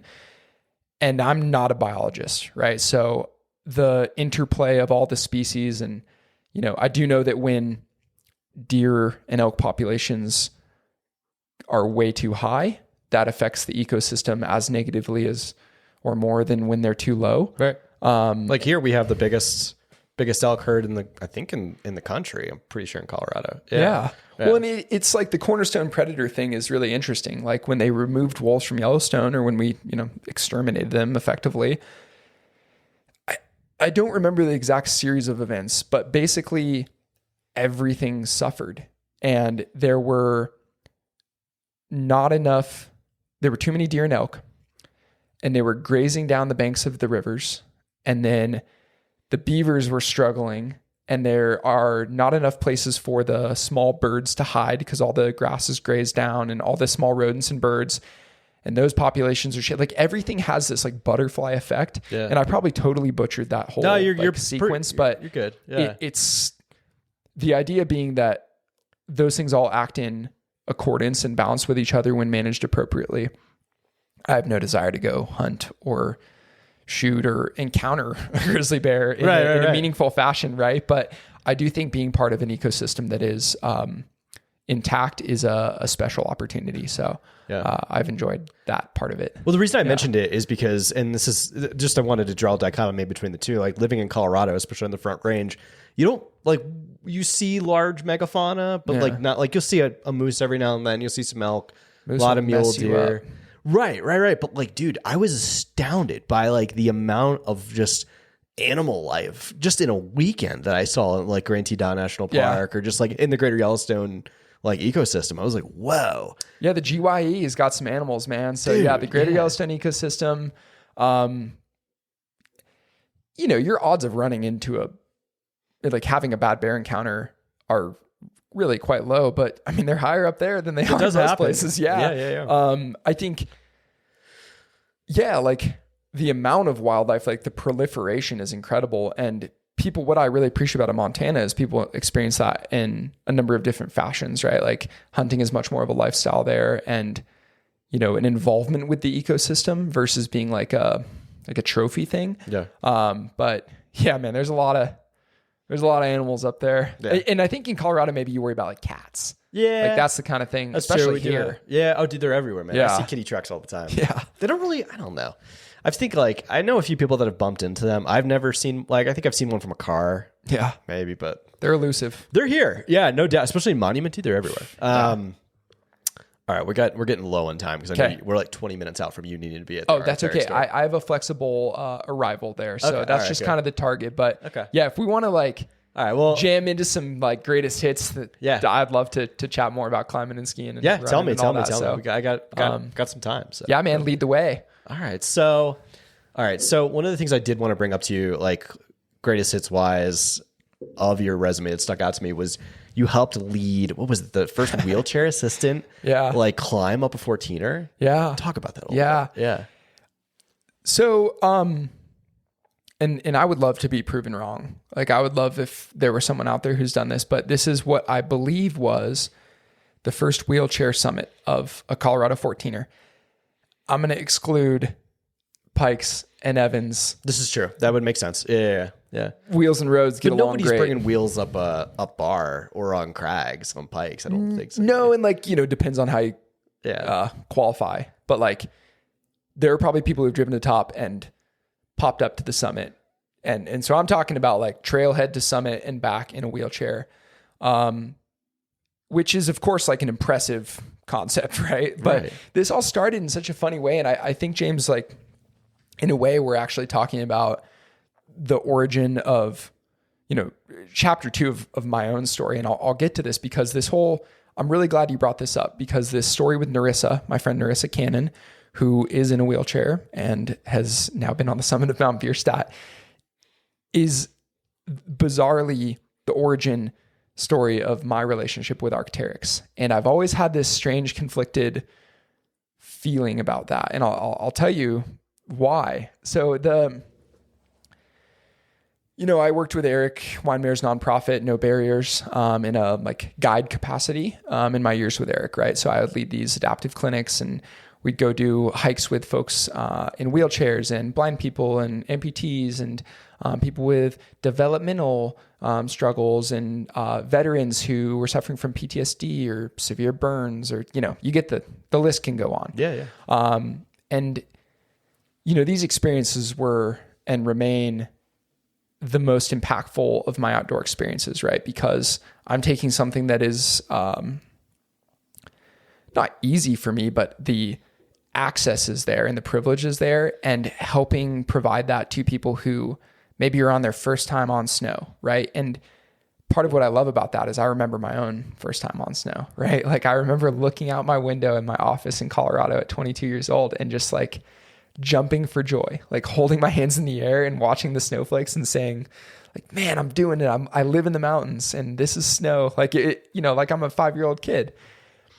And one of the participants from one of these hikes from a No Barriers Summit event was a woman named Narissa Cannon. And she and I had kind of hit it off during the hike. And I think we did some rock climbing or something together.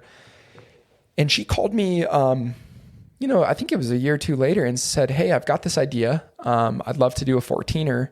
And do you think it's possible? Like, and if it is possible, which 14er do you recommend? Interesting. Yeah. And, you know, she called me, one, because of the adaptive component, but also because I think I just completed that summer all the 14ers. And so I had a, you know, good understanding of what's what out there. And, you know, there's obviously some that are more involved than others. And, yeah, we're not taking a wheelchair on the knife edge of Capitol. Not yet. Maybe. I mean, man, there's some. I mean, yeah, why not? Could go. Yeah. I said, yeah, like, yeah. I think it's totally possible, right? Like my philosophy really is like, say yes and then figure it out. Yeah. And I think that opened the door to this like iterative relationship that Narissa and I then had with regards to how do we build the team? What equipment do we need, right? She has this special wheelchair that has these hand levers on it. Okay. So, you know, rather than grabbing the wheels and spinning, she's got these levers that apply, you know, magnified force multipliers onto her wheels and get a little more torque, a little more action, a little easier on the shoulders because you're pushing rather than like doing the rotation. And then, you know, I emailed like basically our whole network of people who have participated in the past in No Barriers programs, all my like climbing partner friends and, you know, all these like dirtbag buddies of mine that are just stoked to do something hard. Somehow the word got out to the local Arc'teryx store team at Cherry Creek. And they showed up. I think 4 or 5 of them showed up. 30 plus strangers to Narissa showed up this day at Bierstadt at 6 a.m. and spent the next 8 hours helping Narissa to the summit of this 14er.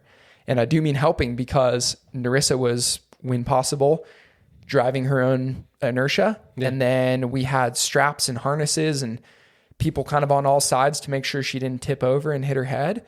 She's kitted out in the Arc'teryx gear. She had the Arc'teryx sticker on her helmet, like the whole deal. We're swapping out people on like a pretty regular basis. We get to a bridge lift. We get to a river crossing lift. You know, we get to a particularly difficult rocky spot. She's got one wheel on the ground. The other wheel's getting pulled, you know, just like full on. Like, you know, I imagine like Lewis and Clark, like portaging kind of thing. You know, you're just like got people just, oh, everybody pull. Yeah. Narissa's digging, you know, for her, it's really exhausting too. Oh, just sure, to exist in that because she's stabilizing her core as the chair goes left and right and, you know, trying to stay upright. And the last 100 meters were particularly rocky and with the scramble. There's not much trail there. There's no trail other than maybe like a little socialized way through the rocks. And our friend Braden War, who was there, total tank. I think he did all the 14ers by the time he was like 12. Oh God. Yeah, he's a monster. His dad is something else. And Braden put Narissa on his back and walked the 100 meters to the summit. Dude, I love that. It was my God. Yeah. And I shared this moment with Narissa just below the summit, you know, where, and I think there's a photo of this moment and like, I'd love to send it to you. You can kind of feel Put it in the show notes. Yeah. And you know, Narissa and I just kind of had this silent conversation and just, I knew that her life was about to change. And I didn't know that mine was, right? But I knew that Narissa's life was about to change in ways that go beyond like the summit of Bierstadt, right? Like this belief in herself and the idea that she is worthy and capable and strong and valuable in ways that other people take for granted. And we all stood on the summit and snapped the picture and did the long trip down. Wasn't easy either. Maybe harder in some ways. I'm sure, dude. And that story went insanely viral. and BBC International picked it up. No shit. Yeah, Really? yeah. So I did this interview with BBC in my hotel room a couple weeks later in New York City for an event, and it went viral. And then I got a call from Arc'teryx, and The rest is history. the rest is history. So, you know, like I've never really figured out how to wrap my mind around this idea that Narissa, who is still a good friend of mine to this day and lives in Utah in a tiny home with her husband in her wheelchair and 2 goats and a service dog. She's got a goat. Yeah, she's got That's so some goats. I find it difficult to wrap my head around this idea that Narissa stepped up and had the courage to even think this was possible, right? Yeah. And believed and trusted in this team and showed up physically. And, you know, it's very vulnerable, right? Like allowing these other people to help you in this way, especially strangers.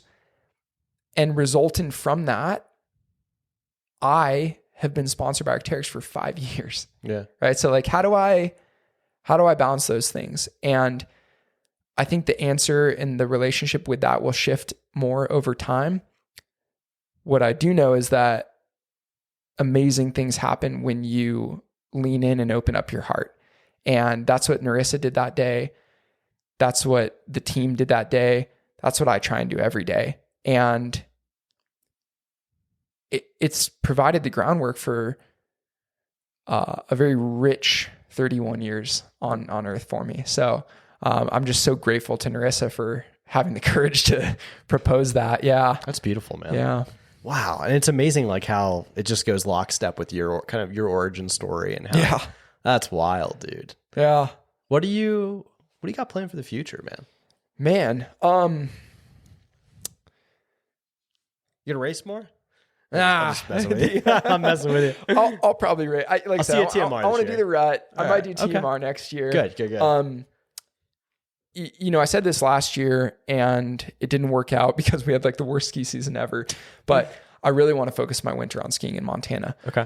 We've got so many ranges that are not only like really untouched or unskied, but just like pretty much just completely undocumented, right? Like maybe people have gone in and not talked about it, or people have skied stuff and you kind of hear whispers about it. But the lack of information and infrastructure for Montana skiing is a draw for some and a repellent for others. So for me, I'm intrigued by the mystery of a lot of our ranges and peaks and lines that maybe exist and I just never even laid eyes on. Yeah.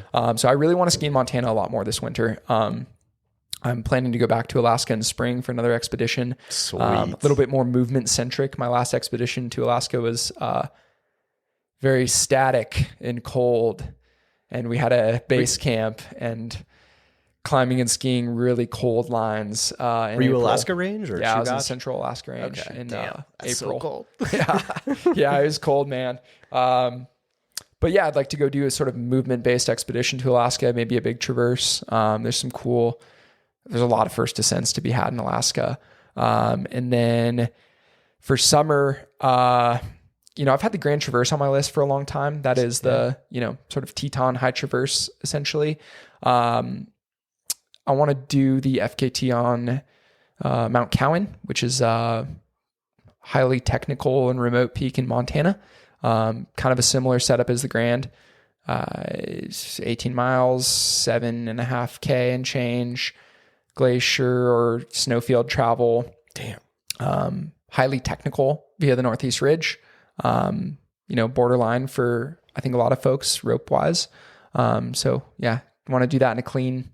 Don't cut a switchback or push. they'll throw you in jail. No, we don't have switchbacks, man. Kidding, It's straight. Yeah. And it's not in a national park. And then I think expanding all the other areas of my life and continuing to just grow in other fashions, right? Like I want to have more impact at a community level. I'm working with some cool local stores in Bozeman. Uphill Pursuits is our local, mountaineering store, and doing some events and stuff with them. Doing some clinics for backcountry skiing with Arc'teryx, doing the Arc'teryx Academy in Mammoth, spending time with my dog and my loved ones and my friends. And You got a cool dog. I got a cool dog, man. Yeah, I your got the dog is coolest awesome. I found my dog in New Mexico. No shit. Just At walking a down the gas road. station. Yeah, he'd been hit by a car and Oh no. was just limping around. And I was trying to find the owner, and he, didn't have. He had like a belt around his neck, and Oh my God. I just threw him in the truck and was like, I'll just, I guess, take him to a shelter. And, that just never happened. Yeah. So cool I've had dog. him for 3 years. He's the best. So, I really want to focus on my steep skiing this winter and trying to be an expert in the arena of traveling where we're not supposed to travel. Yeah. Dude, Yeah. I love that. All right, we're at an hour 30. I want to get some. You're an interesting character, so I'm really curious to see how you think. Okay. All right, what's your take? What's your take on Bigfoot, dude? Bigfoot. Man. Well, I've done some Bigfoot stuff.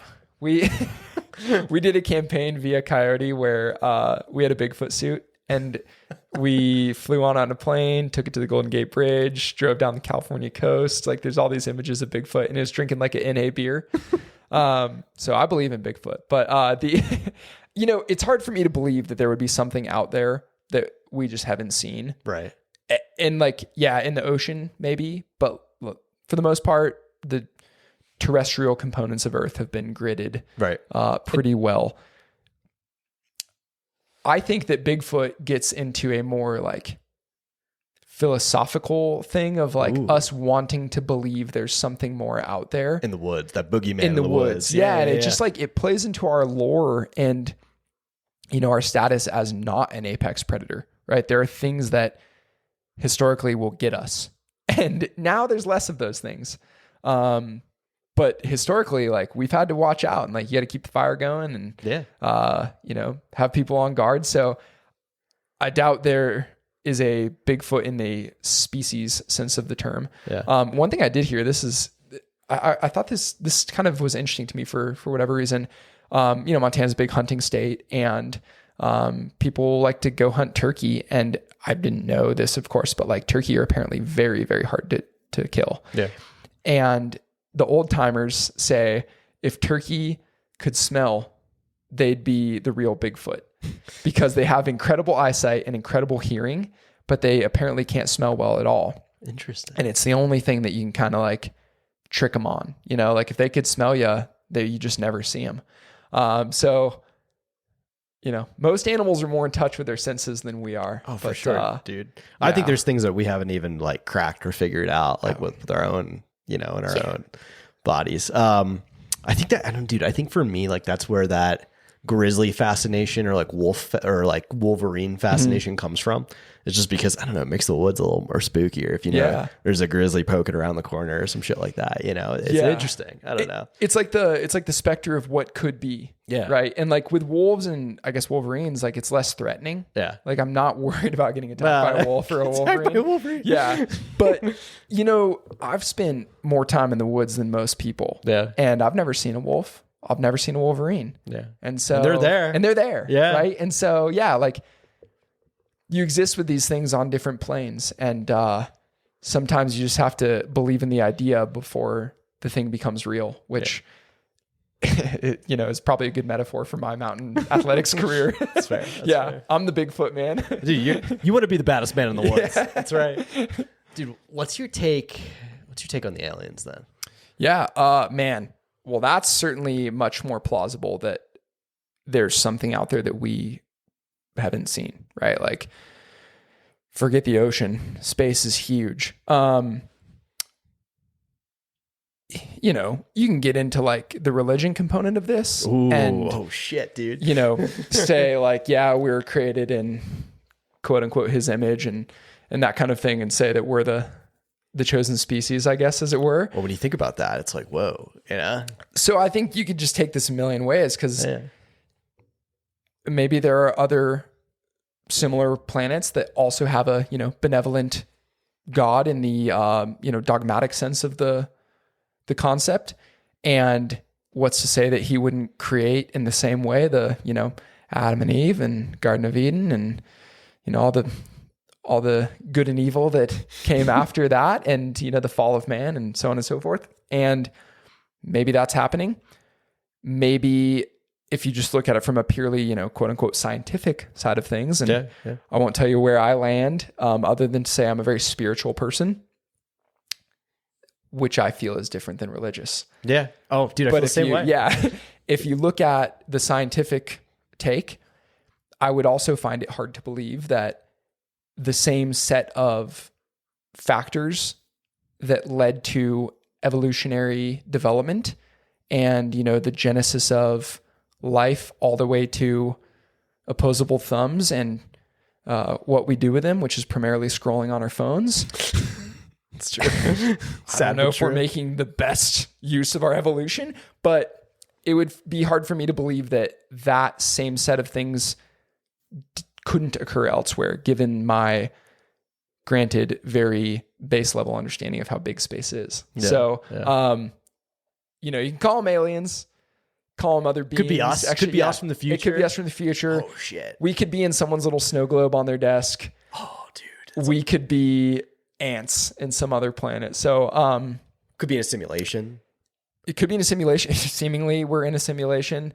It's more and more actually what I believe, dude. There's like some of the stuff can't be real. Yeah. But, we need about a pound of weed to continue this conversation. Yeah. We can go way crazy here, but like at the end of the day for me too, it's like you can spend time thinking about these things that you'll never solve, or you can accept the gift and the mysteries that come with it. And in my life, I've always found a lot of value and return on knowing the things that I know, knowing that there's a lot of things I don't know, and an increasing number of things I don't know. Yeah. Especially as I get more experience in the mountains, I realize how much of a beginner I really am. And then at the same time, not searching too hard to ascribe answers or meaning or, minutia or facts to the questions that I don't know how to answer. And that has always provided for me a level of mystery that enriches my life rather than not being able to sleep because I don't know. Right. I go, man, there's so much left to learn, and I hope I get some more time to do it because what a joy my life has been. Dude, you do have a really cool life, man. Like, especially like being with ARC and like doing, like you do that full time, right? I do. Yeah. Oh my God. So you could wake up whatever time you want. You don't really have to worry too much about like having like, dude, like we're literally having this conversation, and this computer right here is my work computer that I keep wiggling to make it seem like I'm alive. Right. Like that, get the like, mouse tracker. Yeah. I swear to God, dude. Like, and it's like, oh dude, I crave that life to one day separate from the corporate world and like kind of, not have to play that game. It's a special, the reason, dude, I was thinking deeply on this last night, actually. It's an interesting conversation, but like, not to take up all of your afternoon, but no, it's great. You realize like, dude, I've turned 34 in a few months. Cool. And I'm like, man, like time just goes, the older you get, the faster time goes by. Yeah. And it's like, man, like how many times I'm like, how many days do I waste spending like entirely way too much time in this room, right? Looking out and seeing that mountain out there, and like I could be running on that, right? Or spending time in a meaningful way, not wasting it, creating shareholder value for some asshole, right? Like better or for worse. Yeah. So I don't know. It's just an interesting way to, you choose to live your life, and it's a very soul enriching way you do. There's trade-offs, right? Of course, right? Like everything, and I'm hopefully growing through some of those, and I've struggled in significant ways to like maintain stability, and I've had a lot of relationship turmoil because of my lifestyle and just the that I'm gone a lot, and I think generally, and maybe this is magnified in our world of like speed and time and the steep stuff. Right. Yeah. But I think that like we're very chronocentric, right? Like everything is around time or the lack of it. And I don't know that that's the best metric, right? And I'm trying to redefine my own relationship with what it means to like have a full day. And you can ask anyone who knows me, like the 5 a.m. to 11 p.m. energy is pretty constant. Yeah. And that's what Brad said. Yeah. Brad like said he's got a perpetuator of stoke. I was like, I was curious to see if you'd match my energy. I think you're impressive, dude. I think we're matching it, yeah, dude.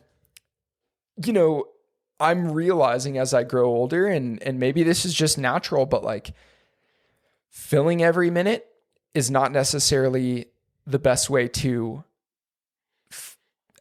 fill my cup, right? Like the more philosophy and the time is short thing is great because I think it encourages people to maximize that. But I think that we struggle to really define appropriately what it means to maximize, right? And there's a story, and maybe this is a good place to put a pin in it. There's a climber named Kelly Cordes, and Kelly's a noted alpinist. He lives in Estes Park. He actually has a long relationship with Montana. I think that's where he started ice climbing and alpine climbing. And he's climbed significant ascents around the world, Pakistan, Alaska, South America, here in the US, so on. He's like a climber's climber. But he's had a long relationship with Patagonia and, climbed at a professional level. Kelly had a couple bad accidents that resulted in at least the fusion of an ankle and maybe the fusion of an ankle, a spine, and another ankle. Jesus. And like the classic shoulder issues and so on and so forth. So, he's had these tough injuries and these surgeries, which I can relate to. I can relate to, the folly of youth and like making those mistakes that I've gotten away with some stuff for sure. Right. Like I wish I could say that I've had this arc of progress that has exposed me to, appropriate risk and nothing more. But the fact of the matter is most times I'm either taking too much or not enough risk, right? Too much resulting in an avalanche, maybe like I was involved in April where I broke my hand and had to really think hard about my motivations. Too little resulting in a lack of immersion in the experience that does not drive me forward. And so finding that line is hard. Big time. Kelly's been injured a number of times and, coming back from, I think it was one of these fusion surgeries, he goes out and he's just struggling to ski tour in his backyard in Estes Park, Colorado. And he's up kind of towards Long's Peak and, is moving slow and trying to appreciate this new rhythm. And he's looking up at this mountain that he's climbed in every season and looking at the ice and the snow and the swirling wind. And he's sitting up on this little rock perch and going, and I think he actually quoted Mary Oliver. And it's like, I at one point found what I would do with my one wild and precious life. And now I'm having to think about that again, right? What do I do with this next one? Because it is like another chance in a lot of ways. And he goes on to say, like, if I were strong, I could do this without the crutch of physical movement. I could sit on the cushion and stare at the sunflower and have the same level of fulfillment and joy and love and sadness and loss and all of the spectrum of human emotional experiences, right? Just by being and appreciating and not having to push myself and climb and ski and go harder, further, faster, higher, whatever it is, right? And I think that to some extent, all of us as athletes and climbers and runners and people go through this journey.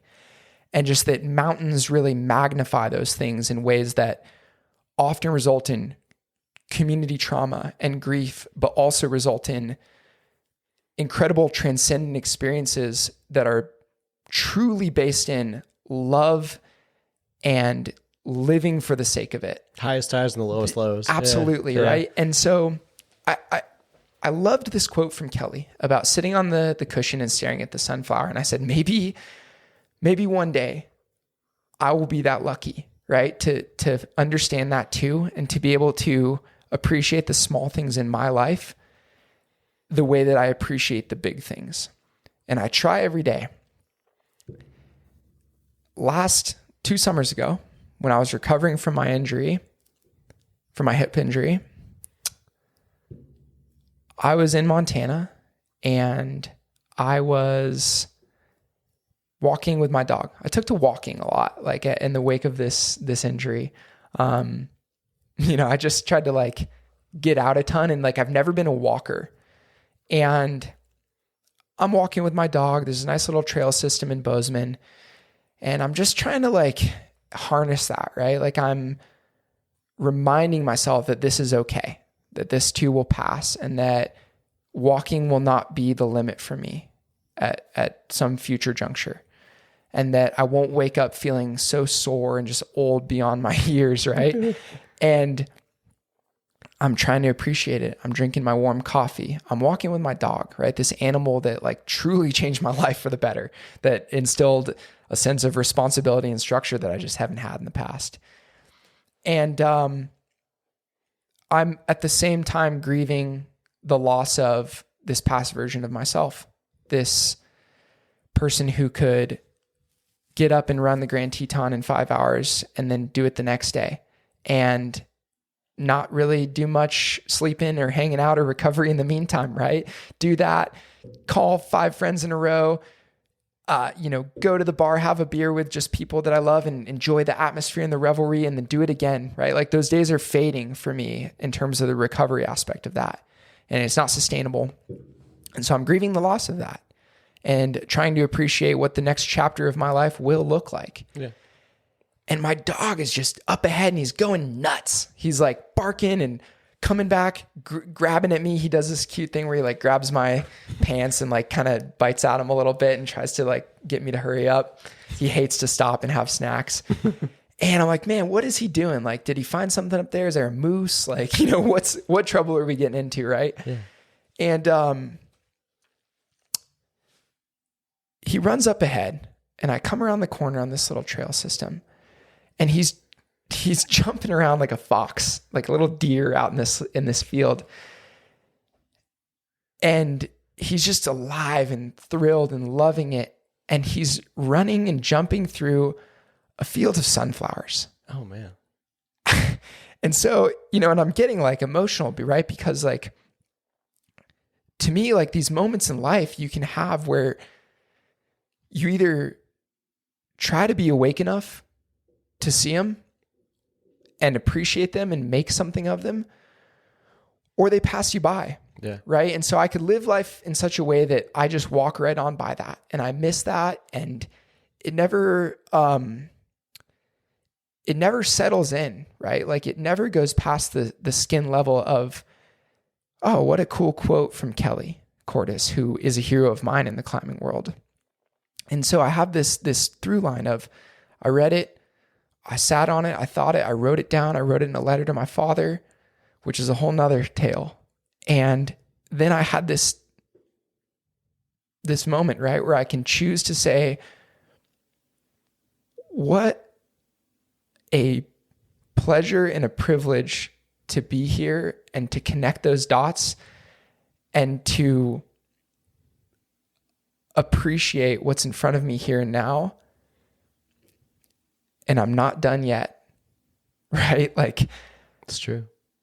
We're alive, baby. We're alive. So I hope to one day be able to stare at the sunflower, and I hope to run a lot and climb a lot and ski a lot and love a lot before that.